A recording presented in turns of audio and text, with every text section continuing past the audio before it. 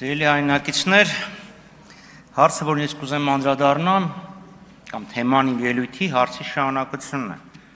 ընդհանրապես պետությունը, ինչպես է որոշում իր սահմանը, այնպես որ Տիկին Ջուլհակյան, ես զարմանում եմ, դուք ինչի զարմացաք իմ հարցի վրա, սա արտաքին հարաբերությունների խնդիր չի, սա մեր ներքին հարցն է։ Վստահ եմ, պարոն Քոչարյանը կհիշի, պարոն Բագրատյանը, պարոն Վարդանյանը, բոլոր նրանք, ովքեր սովետի ժամանակ դպրոց են ավարտել, համալսարան են ավարտել, Հայաստանի Հանրապետության տարածքը 29800 քառակուսի կիլոմետր էր։ 29743-ը, երբ կլորացնում ես, դառնում է 29700։ Այնպես որ լեգիտիմ հարց է առաջանում, ուր կորավ Հայաստանի Հանրապետության ինքնիշխան տարածքի 57 քառակուսի կիլոմետրը։ Տիկին Ջուլհակյանն ասում է, քարտեզներ կան։ Տիկին Ջուլհակյան, քարտեզը նորմատիվ իրավական ակտ չէ։ Քարտեզի հիման վրա, այո, նորմատիվ իրավական ակտեր մշակվում են։ Նորմատիվ իրավական ակտերից բխում են քարտեզներ, բայց քարտեզը, որպես այդպիսին, նորմատիվ իրավական ակտ չէ, եւ ուստի լեգիտիմ էր իմ այդ հարցը։ Երբ հանկարծ 29800 քառակուսի կիլոմետրը դարձավ 29743։ Օրինակ իմ մոտ ձեռքը պրատակ արձանագրություն կա, կազմված 88 թվականի հունվարին ստորագրված Հայաստանի Խորհրդային Սոցիալիստական Հանրապետության եւ Ադրբեջանի Խորհրդային Սոցիալիստական Հանրապետությունների միջև, որտեղ ուրվագծերի մասին խոսք կա։ Սրա հետևանքով Հայաստանի Հանրապետությանը Զոդքի շրջանում 22 հեկտար հող է ավելհատկացվել։ Որն է այդ իրավական ակտը, լավ չիմանանք, երբ է դա կայացվել։ Երբ է դա կայացվել, որովհետև նաև իմ գործընկերներից մեկը ճիշտ նշեց, Գրանադայում 23 թվականին էլի ֆիքսվել է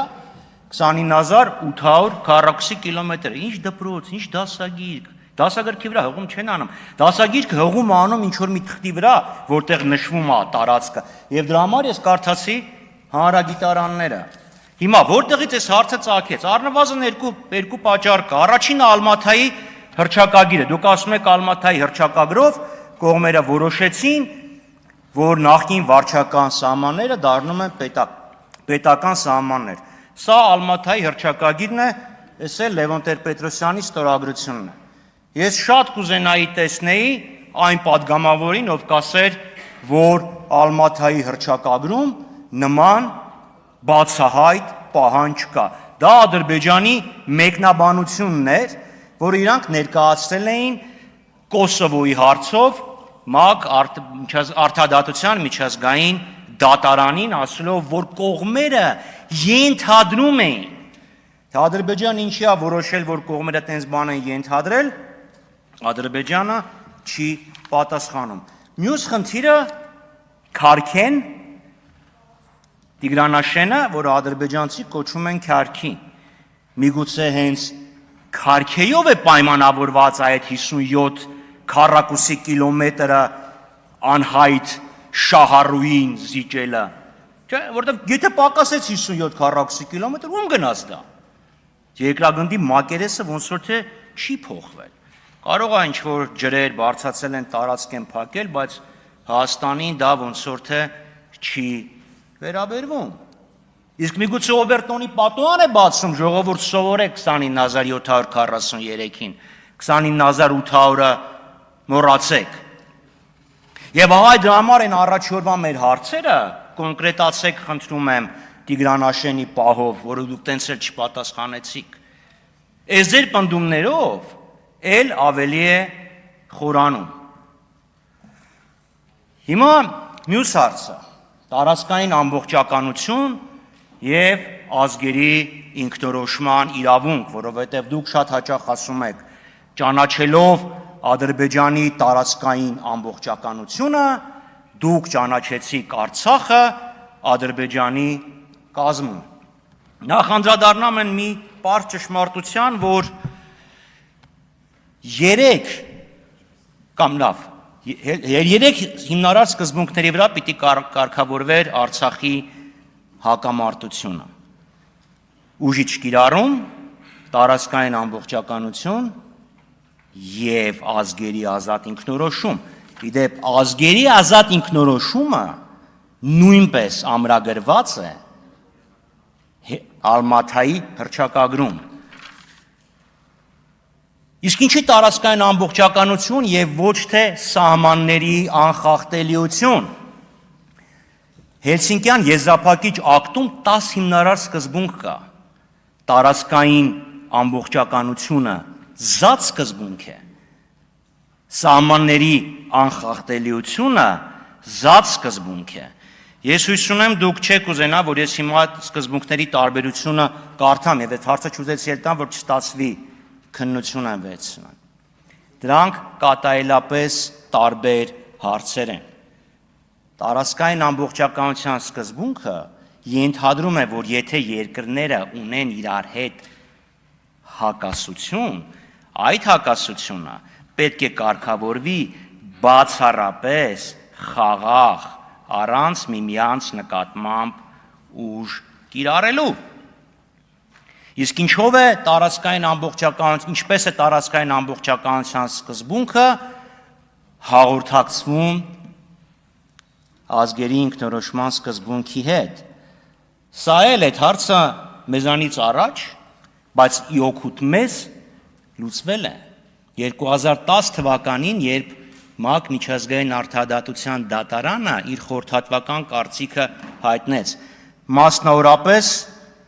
80-րդ հոդվածը իրենց կարծիքի հստակ ասում է, տեսա, չեմ ուզում տպեմ, երկար փաստաթուղթ է։ Եվ այստեղ հստակ գրված է, որ այսպիսով տարածքային ամբողջականության սկզբունքը վերաբերվում է բացառությամբ, բացառապես պետությունների մինչև հարաբերություններին։ 81-րդ հոդվածը էլ ավելի է խորանում, ասում է, չի արգելում, որպեսզի որևէ ժողովուրդ միակողմանի անկախություն հռչակի։ Այնպես որ ձերան պնդումները, որ երբ Հայաստանը Ալմաթայում ճանաչեց Ադրբեջանի տարածքային ամբողջականությունը, ճանաչեց Արցախը Ադրբեջանի կազմում, սին են, սին, տարածքային ամբողջականությունը չի նշանակում, որ Արցախի ժողովուրդը իրավունք չունի անկախանալ։ Դա նշանակում է, որ Հայաստանը եւ Ադրբեջանը ճանաչում են տարածքային ամբողջականությունը եւ այսպիսով իրար նկատմամբ ուժ չեն կիրառում, որը առաջինը խախտեց Ադրբեջանը։ Եվ վերջապես ուժ կիրառելու մասին։ Իհարկե շատ շոյող է, երբ դիմացի խմբակցության պատգամավորները այդքան բծախնդրորեն արձանագրում են մեր ելույթները։ Շատ շոյող է։ Չէ՞, այստեղ մեր գործընկերները ասեցին, այս մեկը սենց է ասել, այս մեկը սենց է ասել, նույնիսկ գայթակղություն էր առաջանում ասել ներողություն ազգային ժողովի արձանագրային բաժնի հացը ինչի եք խլում։ Բայց այդ դեպքում պետք է նաև մի քիչ ավելի ճիշտ ցիտել։ Այո, ես ընդունում եմ, որ ես մի բան սխալ ասեցի, տարի ու կես չէ, կես տարի ա եղել, բայց այդ դեպքում բարի եղեք դուք պատասխանել, թե ինչպես այդ դեպքում Նիկոլ Փաշինյանը 2020 թվականի հուլիսի 5-ին հայտարարեց, որ Սու-30 ինքնաթիռները անցել են մարտական ծառայության, հերթապահության, պաշտպանելով մեր օդային տարածքի անխոցելիությունը, բա առանց հրթիռների։ Այդ ինչ մարտական պատրաստության մասին է, ներողություն մարտական հերթապահության մասին է խոսքը, թե չէ նկարները կան, կարող եք նայել, այն նկարը էլի։ Նկարն էլ իրավական, նորմատիվ իրավական ակտ չի։ Եվ մյուս խնդիրը, էլի ինչ որ կապում է, այստեղ գործընկերները համեմատում էին 17 թվին բյուջեն այսքան ա եղել ռազմական, 18-ին այսքան, 26-ին այսքան ա նախատեսված եղել, չգիտեմ ինչքանով կծախսվի։ 17 թվի համեմատ դոլարը արժե զրկվել է։ Եթե հետ գնանք, ապա 1.4 միլիարդը դառնում է 1 միլիարդ։ Եթե նայենք համաշխարհային գների, ներողություն զենքի համաշխարհային գների փոփոխությունը, պայմանավորված ռուս-ուկրաինական, հիմա արդեն իրանական եւ պլյուս իսրայելական հակամարտությամբ, ապա գները, չգիտեմ, 1-ին 5 թանկած կլինեն ամենակիչը։ Կարծում եմ 1-ին 5 թանկացած կլինեն։ Այսինքն 1.4 միլիարդը այսօր մոտ 200 միլիոն է 10 տարի առաջվա գներով։